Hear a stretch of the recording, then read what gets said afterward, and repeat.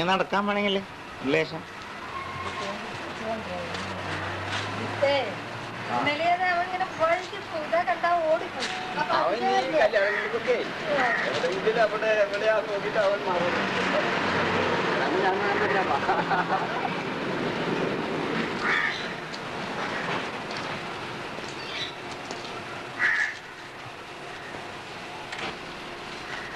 വിട്ട് പോരാന്ന് വെച്ചിട്ട് പിന്നെ ക്യാൻസൽ ചെയ്താണ്. അല്ലെങ്കിൽ അവനുണ്ടാകായിരുന്നു. അവന്റെ കളിയുടെ ബഹളല്ലേ. അത്രയും സമയം പോവല്ലേ.